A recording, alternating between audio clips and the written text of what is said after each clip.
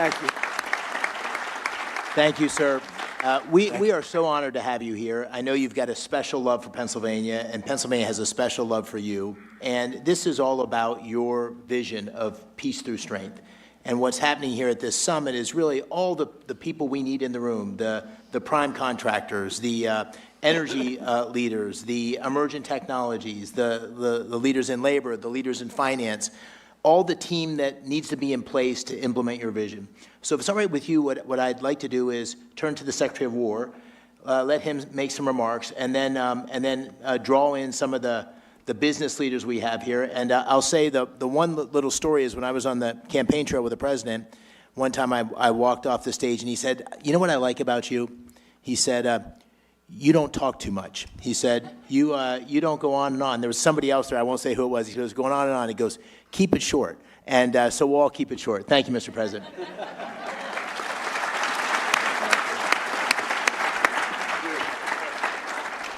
Senator, that was a good warning and a good reminder, for sure. Mr. President, it is true to say that there has never been a moment like this or a stage like this where innovators, prime contractors, private equity, titans of industry, labor leaders, defense leaders have come together for this type of moment. There's never been a moment like this where the aperture has opened up inside the Department of Defense for defense and the second word, innovation.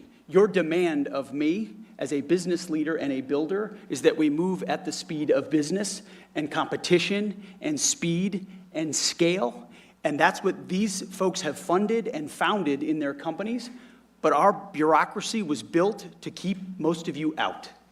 And we've been waging a war of attrition against the Pentagon bureaucracy to open up the aperture and make sure competition and speed and innovation and commercial options have a seat at the table. Not just great prime contractors who've been there for a long time, but many of our great companies that make many of our best systems started to look a lot more like the government than they looked like business. And so what the president does behind the Resolute desk with prime contractors, and you've been at those meetings, and I've been at those meetings, and it's a reminder to all of us that our nation needs the best weapons, not tomorrow, but today.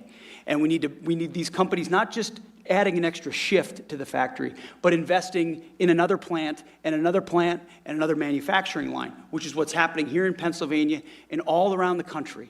So when you talk about the arsenal of freedom, this is only something that a builder-in-chief could unleash, and you're doing it, sir, on American manufacturing and our industrial base across the country in energy.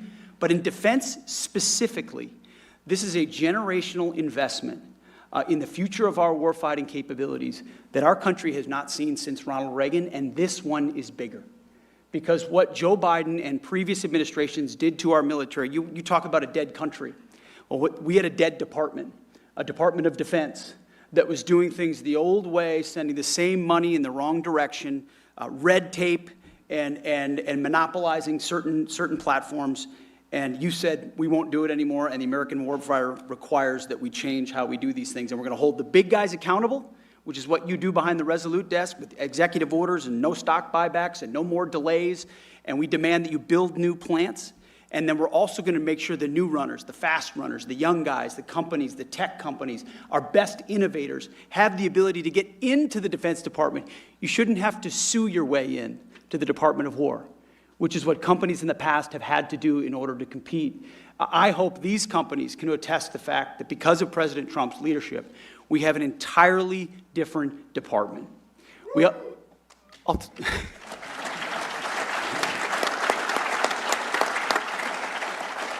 And it's important because we're at an entirely different moment. Not only do we have near-peer adversaries with historic military buildups, but we're at a step-change moment. AI and frontier models, autonomy, quantum, space, hypersonics, you name it. If you're ahead now and you get ahead of the game, you're going to be way ahead. If you fall behind now, you fall even further behind. The have-nots and the haves, that gap is widening. President Trump sees the moment and is investing in it in our department, but across government to make sure the 21st century is an American century. But he's demanding that we do it differently. We do it in a fiscally responsible way. We audit our department. We ensure that the money that we ask for is well spent. So we've got a different department, a different moment, and thank God we have a different president who rebuilt the military once.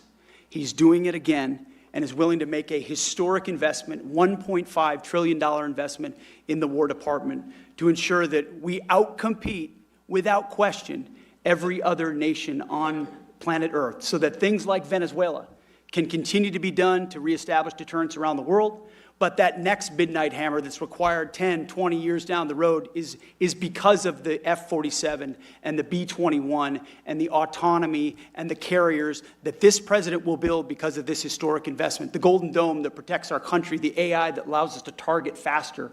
This investment will fundamentally change the battlefield, keep the American people safe now and into the future, and it would not happen with Donald Trump. Mr. President, thank you very much.